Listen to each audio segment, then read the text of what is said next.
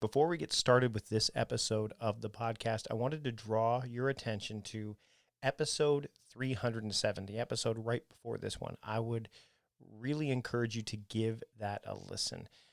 It's entitled, "This is the most productive thing I've done today," and frankly, it's one of the most productive things I've done in a long time. So I'll leave it at that so we can get on with this episode of the program. But once you're done listening to this episode, I strongly encourage you to either download the episode for later listening or just jump right back to episode 307 and give it a listen. Thank you.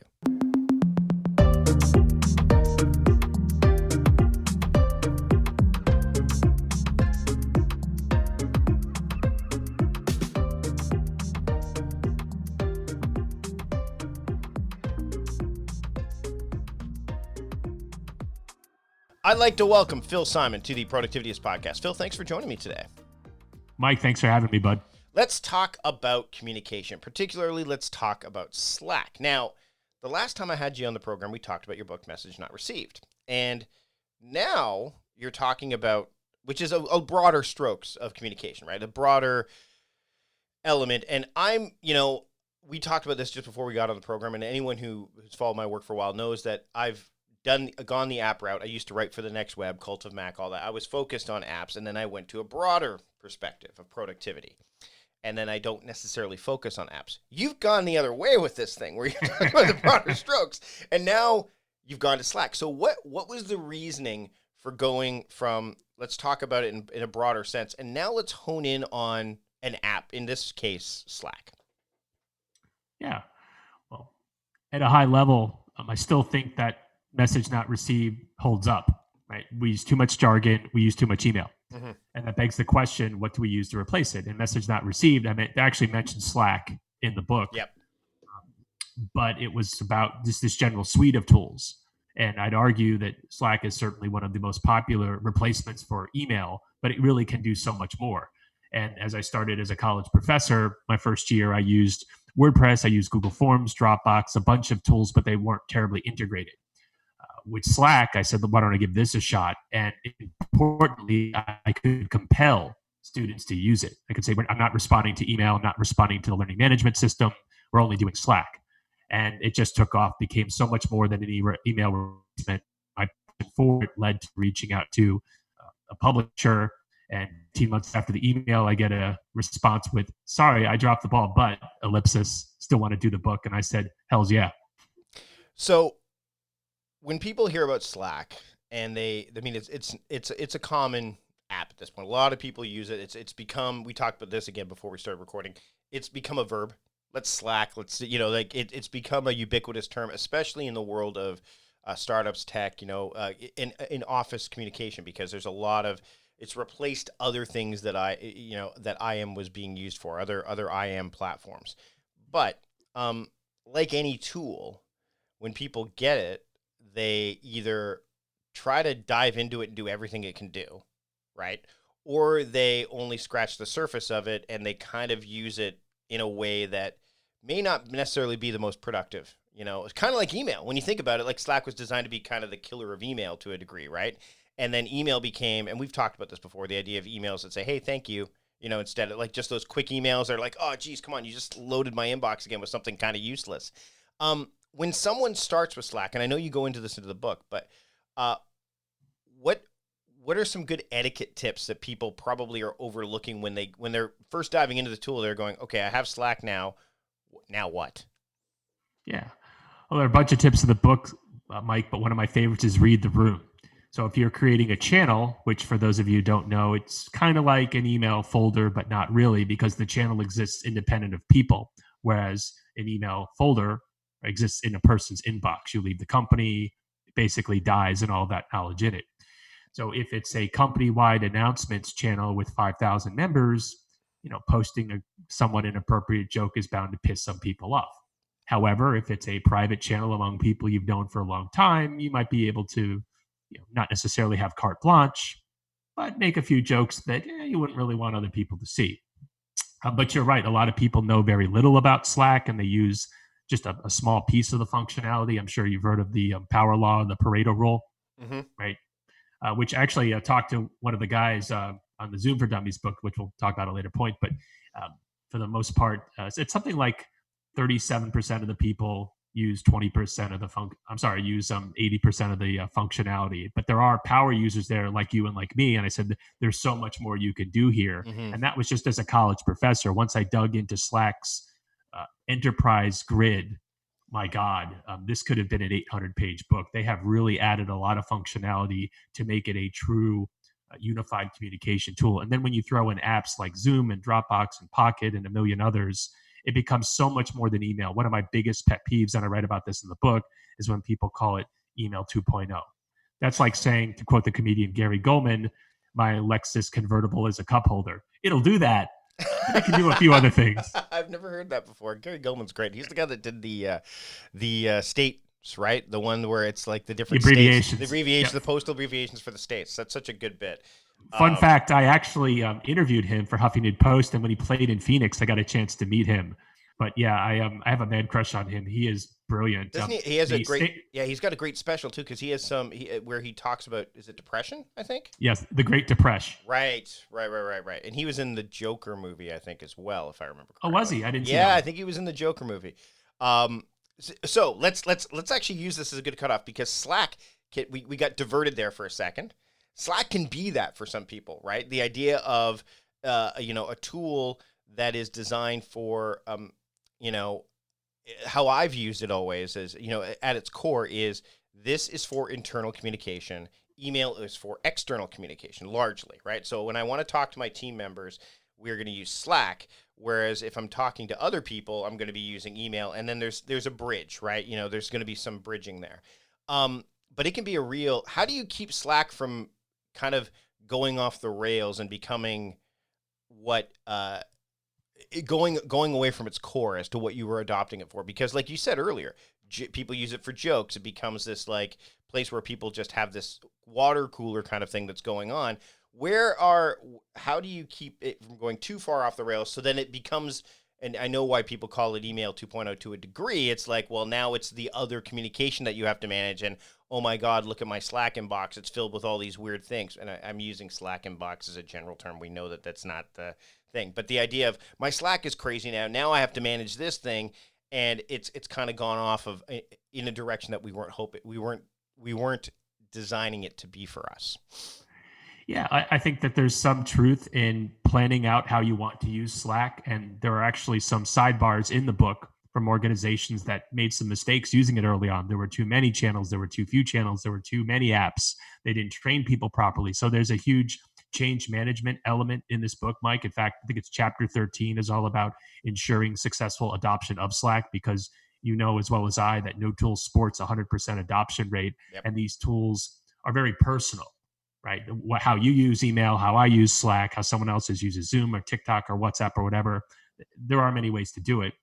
So I recommend starting slow, for lack of a better term, maybe with a few channels and seeing how it evolves. But the notion that there's one way to use Slack is preposterous. I will say this to the folks who are reluctant to use Slack because they're afraid of change. With email, and you can set up filters and rules and quit your inbox, but fundamentally, something tells me you'll violently agree here that email is insane in as much as it represents a way for anyone to put anything at the top of your to-do list. Mm-hmm. Versus Slack with the channels, with the custom notifications, with the device-specific notifications, with the keyword-specific notifications.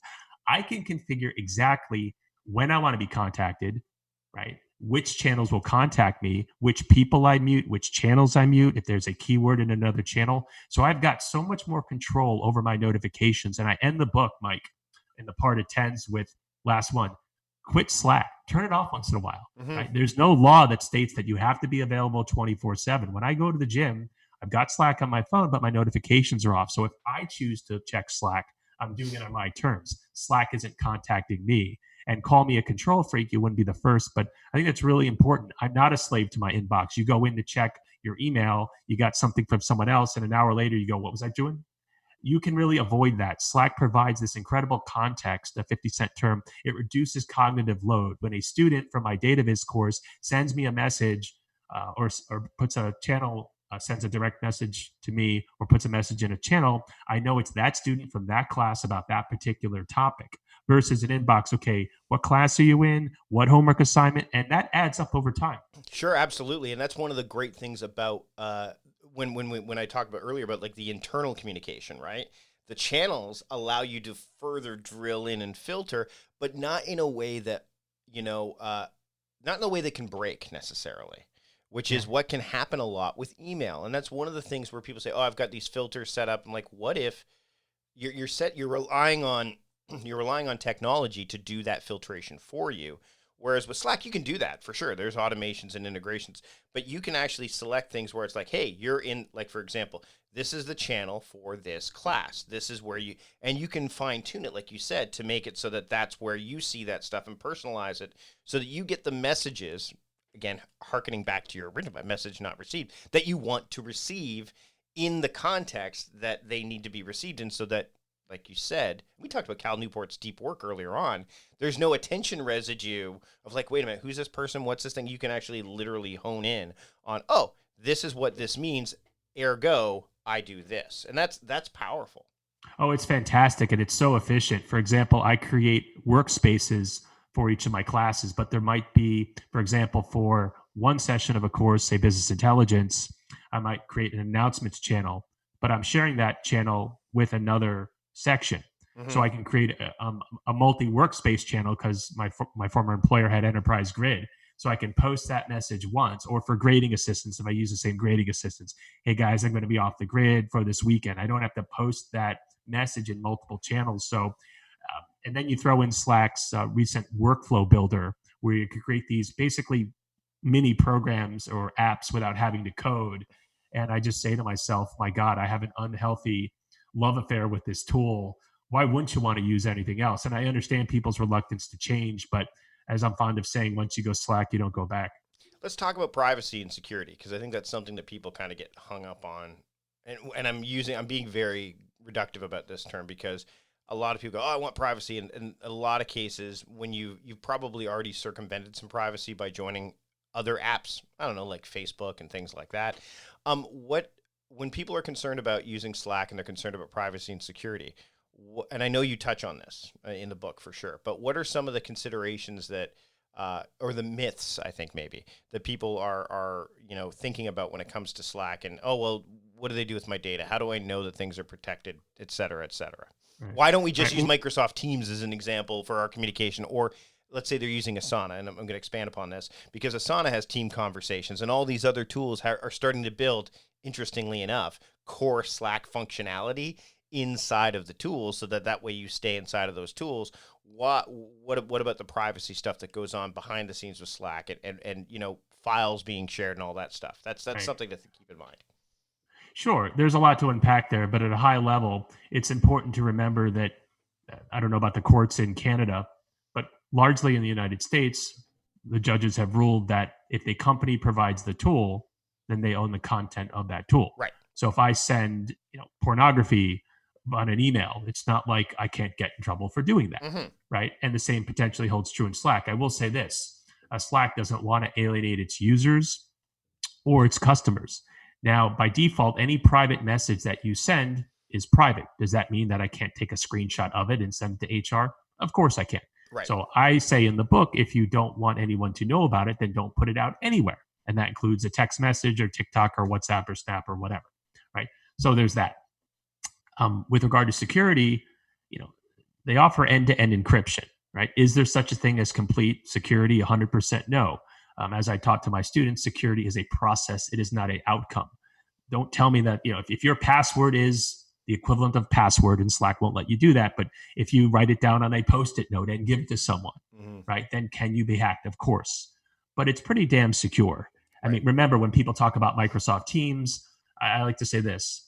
Microsoft has a boatload of collaboration tools. Even Teams is basically a front end slapped on top of SharePoint, which Yep. dates back to the mid 90s. Slack ground up, their whole focus is collaboration. Whereas with Microsoft, they make a few other products you may have heard of, like Office and Azure and SQL Server and Windows and a million other things. It doesn't mean that Teams isn't a serviceable product. But Microsoft is very much playing fast follower, case in point, private channels. Up until fairly recently, Teams didn't support them. And it's very similar to what Microsoft's doing with Power BI. They look at what Tableau does with data visualization and say, okay, we'll add that too. Doesn't mean that it's necessarily bad, but with regard to privacy and security, if you know going in, and that's why there's a chapter on that, what to expect. And if a court orders or a government orders Slack to turn over documents, there is a process in Slack, corporate export, in which they can actually pull some of that private information because they may be investigating terrorism or fraud or something like that. But I think that Slack is aware of the balance. They're not treating things willy-nilly. The idea that I posted in Slack, therefore it's not secure, is just absurd.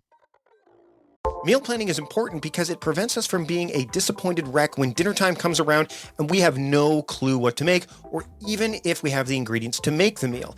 It's a time and a money saver, but most importantly, it frees up valuable brain space. Creating a meal plan prepares us for the week to come and gives us peace of mind that we're organized and can feed ourselves and our family. That's why I do it, and that's why Plan to Eat helps me do it.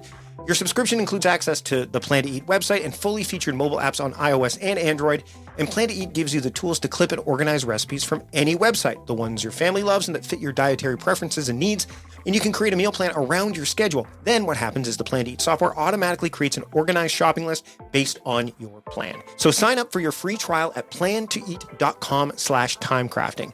That's plantoeat.com/timecrafting. The coupon will be automatically applied to your account and can be used when you're ready to subscribe. It's valid for new customers only. Give Plan to Eat a try today.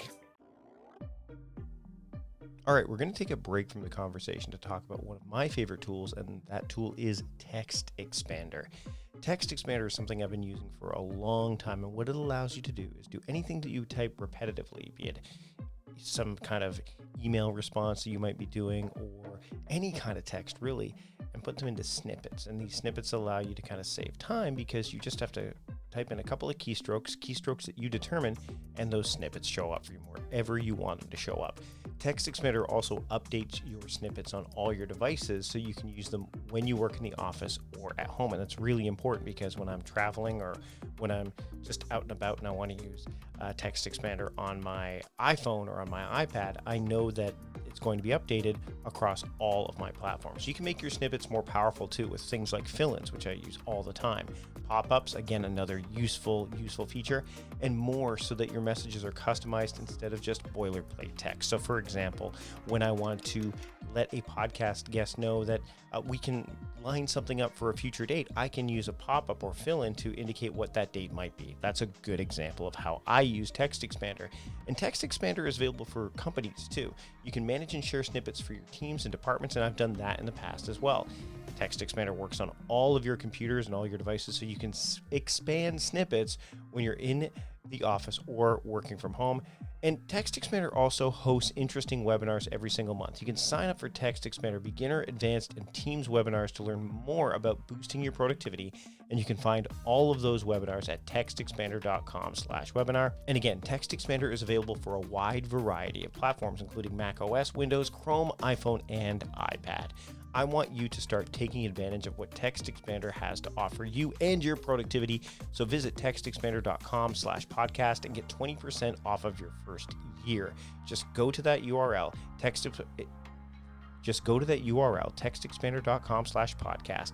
Search for the Productivities Podcast. That way you let them know that you found out about Text Expander from me and get your 20% off discount for your first year. I'd like to thank Text Expander for sponsoring this episode of the podcast and for making such a fantastic tool that I use every single day. Give Text Expander a try. You absolutely won't regret it. I recently sent an email out to all of my email newsletter subscribers, which, by the way, you can subscribe to my newsletter at productivityist.com/attention. But when I sent that email out, I said, hey, how are you doing? And I promised to respond to every single person that sent me an email. I'm still in the midst of doing that right now, and one of the tools that's allowing me to make sure that I get to all of those responses is SaneBox. You see, email doesn't have to be a soul-crushing distraction, because with SaneBox, you eliminate that from the equation. See, SaneBox's artificial intelligence monitors your inbox automatically. So any of that crazy email that you don't want, it's moved to your Sane Later folder. And then all that's left is the important stuff and really the knowledge and the happiness to know that that stuff's been taken care of for the time being. Now, if you know how email folders work, then you know how SaneBox works. You can find an email in the wrong folder, just move it to the right one, and then SaneBox will learn that that's where that email needs to go. There's nothing to learn. There's nothing to install. SaneBox works directly with every single email server or service that has ever been created. And the features that SaneBox has to offer are something that I'm using, like I said, with this latest initiative. And I can use them for any other a regular email that I want to be sending. There's Sane reminders. There's Sane black hole for any of those unwanted emails that I never want to see again. Then they never come back to me. There are so many elements of what SaneBox has to offer that I use, and I know that you can get a lot out of what SaneBox has to offer as well. Sane reminders is one of those ones that I'm using right now with this email that I'm sending out to my subscribers when they email me. It pings me if someone hasn't replied to my email. So let's say I do send an email to someone and I want to get a response. I do this with coaching clients as well. Then I can get a notification from SaneBox and it'll tell me, hey, they haven't replied to your email by this date that you set. And then that way I can know how I want to respond to that. You can get a lot out of SaneBox, and I want you to start getting a lot out of SaneBox today. So get a free 2-week trial and a $25 credit by visiting sanebox.com/timecrafting today. That's sanebox.com/timecrafting. Do it now. Get SaneBox into your life and remove the insanity of an overflowing inbox today. During this episode, you're learning a lot about Slack and how valuable a tool it can be. I've been using Slack for a long time, but I've also been into learning for a long time. And the UCI Division of Continuing Education can get you into learning right away. The UCI Division of Continuing Education offers convenient, quality online education. And UCI is not new to online education either. They've been providing students with quality online courses for years in a way that you can learn on your own time online. There are a wide variety of courses and certifications that the UCI Division of Continuing Education can offer you, from business to leadership to IT, project management, law, human resources, and over 60 convenient certificates and specialized studies programs designed for the working professional. Online courses are taught by expert instructors with industry experience. They offer the flexibility and a real immersive online classroom experience, one in which you can even collaborate with your peers. Online courses allow busy working adults and busy working parents to take classes at their own time online. Continuing education is a phenomenal way to stay abreast of developments and best practices in your field, and you can gain the edge in your career or even launch a new business if you want, thanks to what the UCI Division of Continuing Education can offer you. They provide you the flexibility to stay on top of your game in your current role while you prepare to level up. So do you want to advance your career quickly? Well, with the UCI Division of Continuing Education, you can advance your career in as little as 6 months. But time is of the essence. Enrollment is open now for the summer quarter. Courses begin as early as June 22nd. So if you're interested in learning more about these programs as well, but you're kind of concerned about the cost, well, UCI has scholarship options for those that qualify. So visit ce.uci.edu/productivityist and then enter the promo code TIMECRAFTING to get 15% off of one course. That's ce.uci.edu/productivityist. Enter that promo code TIMECRAFTING and get 15% off of one course. Now, this offer is only valid until July 31st, 2020 at 11:59 p.m. And this discount is available for almost all of the certificate programs. The exceptions only include coding boot camps, international programs, teacher credentialing programs, and test prep courses. So what are you waiting for? Visit ce.uci.edu/productivityist, enter that promo code TIMECRAFTING, get your 15% off of one course